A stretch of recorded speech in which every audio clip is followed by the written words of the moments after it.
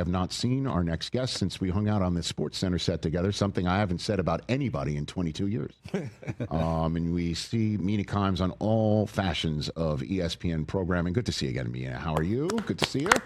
I'm great, and I felt incredibly fortunate, blessed, thrilled, the honor of a lifetime. You know no, I mean, I was a thrill. It was such a thrill. Her, you know what I mean? No, but you don't have to tee anything up, Chris. You don't have to tee a thing up. Certainly when it involves, well, whatever. It was great to have you that night. That was a blast. Like, honestly, I don't know how I was to you, but I was, it was. Like, I was out of body. I might have blacked out a couple times, it was wild. Mina, I actually worried that I was not ruining it, although I'm sure some corners of the internet. No.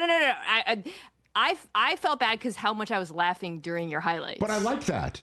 It was. You have no idea. I was just like, I don't want to laugh so hard that people can't actually hear what he's saying. No, but that's great. So funny. No, I did stand up in college, and it's not like it's the job of cohorts or anybody behind a camera on a set to laugh at anything that I'm doing. And yet, but if I don't get that feedback, I think something isn't working. So I appreciate, and I like that. That's normal, right? Like, you say something funny, I can laugh. I say something funny, you can laugh, and it doesn't matter if we're on TV. It's relatable to somebody at home. I don't mind that at all. Mina, okay, good. Ever. That was the one thing I was like, oh, I hope I didn't laugh over him doing that. And again, baseball highlights in particular were very funny. But I mean, again, back in the SportsCenter days, we would laugh at each other's stuff. And, Stuart would hop in all my highlights like nonstop, and that happened. But it was great. And I appreciate you being there that night, and what a game that was, too, that we were following of somewhat import of preseason, Commanders and Bengals. And now here we are on a night tonight where the Commanders are taking on the Packers. That's my first item up for bids for you, is how you think tonight's game is going to play out and what the key for this evening is. I mean, what a Thursday night showdown. Right. They must be grateful over at Amazon to get this one, especially after how the Packers looked week one. I think that's what I'm so interested in, Rich, is the Packers look like a Super Bowl team, right? Mm-hmm. But week one, it's hard sometimes to know how good are these teams without putting them in proper context. And the Commanders are going to be a true challenge for them, particularly the run defense. That's the key that I'm so interested in because, despite losing the greatest run defender of all time, Kenny Clark, if you ask Jerry Jones, the Packers, I feel bad. Kenny Clark's a great player, but the Packers run defense looked phenomenal against Detroit team that obviously was one of the best rushing attacks in football last year. Held them to under 1.5 yards before contact per carry, which was 27th in the league. On the flip side, the Commanders were third in rushing yards before contact last week against New York. So this would be like a strength-on-strength matchup, and I think we're going to learn a lot about both teams, but I'm really interested, is that Packers run defense as good as they looked week one? I think we're going to find out tonight. And then I guess another question would be, is the Commanders defense as good as what we saw against the Giants, or is it the Giants offense? Oh, you're already shaking your head. The Giants offense where everybody in New York, New Jersey metropolitan area is looking where Jackson Dart is right now. Oh, God. Mina. Well, that's a whole other we actually talked about that, I think, at the SportsCenter, right? About Jackson Dart and how tricky it was to find a starting spot for him. But to focus on the Commanders defense for a second, I don't think so. I think that's one where it's like, okay, you got to face a pretty bad offense week one. And I think this is a massive challenge for Dan Quinn because, this Green Bay Packers offense under Matt LaFleur has chewed up his defenses. You remember the wild card game against Dallas where they put up like a 48 burger, I think it was, on them, and Jordan Love was just having guys wide open off of play action. That's my concern, I think, in this game, is that side of the ball, because I think Commanders offense versus Packers defense feels pretty evenly matched. I think potentially in this one, we're going to see that the Packers offense is too much for this Commanders defense. Mina Kimes here on the Rich Eisen Show. You want to chime in on Seahawks? What you thought of their first week? Mina? It kind of looked like what I expected, Rich, which is this is one of the best defenses in the NFL. I truly believe that. And I think the offense is just a work in progress. A lot of moving parts, a lot of change. I think Clint Kubiak wants to run a system where Sam Darnold is under center, play action, wide zone rushing attack. But it's one thing to want to do that. It's another when you're a little bit outgunned on the offensive line. I think you also saw, outside of Jackson Smith and Jigba, just not many answers in terms of that receiving group, and he locked in on JSN, and JSN was fantastic, but I think that's going to be a problem all season long. Okay, so your level of concern for Sam Darnold is what? What do you think? I'm not panicking because I don't think he played super poorly per se, but I also think he's so clearly in an inferior situation to what he was in Minnesota, and that's what it looked like, right? So I think it's just going to be, I think he'll be competent for them. I think there'll be games against inferior defenses where this offense looks good. I just don't think they have enough dudes out there. They need like one of the young players, whether it's a Torrey Horton or an Elijah Arroyo, to step up as a secondary pass catcher to Smith and Jigba. Yeah, I mean, Cooper Kupp, maybe it's just another couple of weeks to see if they can get on a similar page, because that's the idea. That's why they paid him all that cash to come from Los Angeles, right? Like to be the man. And that didn't happen in week one, for instance. I think it's going to have to be a youth movement there. And then you got old friend DK Metcalf coming to town this week. And I guess you could call it a revenge game, who I thought looked really good week one in that game against the Jets. And it's not like they chose Cooper Kupp over DK Metcalf. DK Metcalf is making significantly more money than him, and they got third-round draft pick. But it is hard not to feel like this receiving group is missing something. Mina Kimes here on the Rich Eisen Show. And then what's your opinion of Mac Jones coming in now?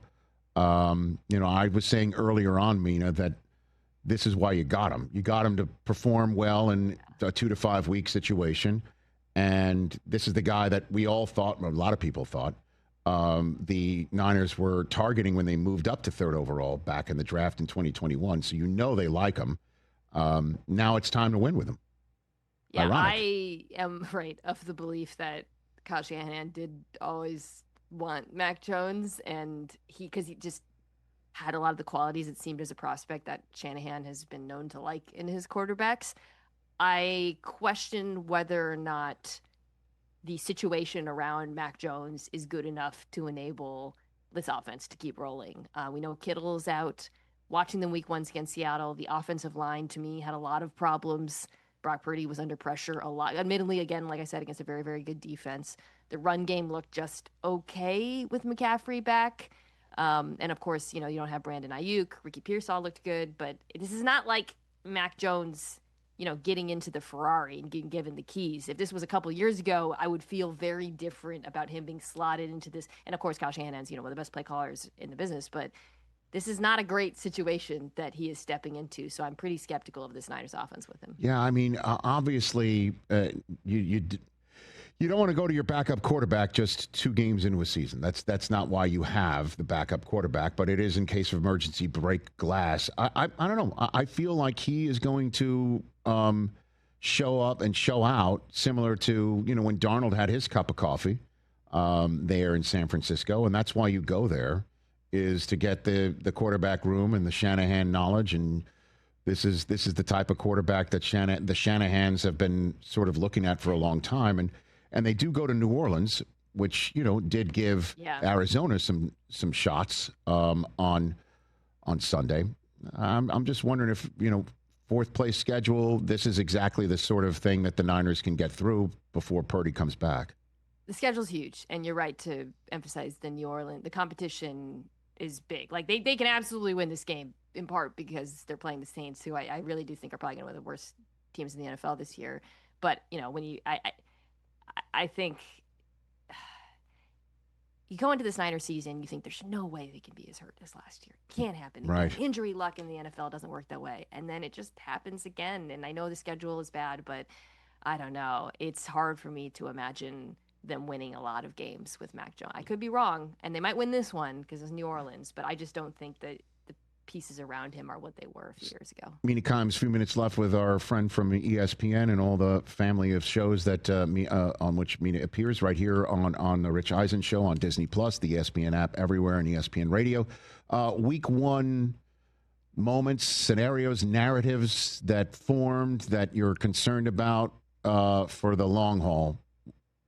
What's at the top of that list for you, Mina? Yeah.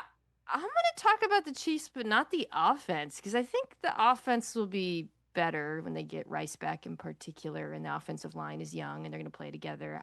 The defense was really concerning to me week 1, and I kind of think that maybe got slept on a little bit. With Justin Reed departing, there's this feeling it's the Chiefs, Steve Spagnuolo. They can insert any young cornerbacks back there and safeties, and everything's going to be fine. It did not look fine week 1 against the Chargers. Not enough pass rush, so they had to blitz, but then they couldn't cover behind the blitz. And you really worry this week, you're going up against the Eagles, and I just don't know if they have the horses on the back end to compete the way that they have the last few years. So to what do you owe such a thing? Because it's not like they've changed a lot. It's not like they changed coordinators.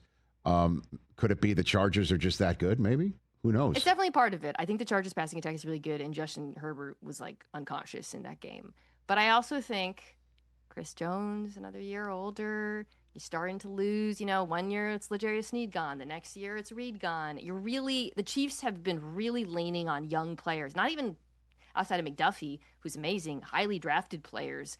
And suddenly it's okay, well, we don't have a lot of money invested on the back end of this defense. Maybe they're just not as good as we need them to be as these veterans start leaving. And do you have an opinion on what the Giants should do at quarterback with Russ and Jackson Dart? Mina? I'll tell you one thing. I have one very strong opinion, which is they should not put in Jackson Dart until Andrew Thomas is back and looks like Andrew Thomas.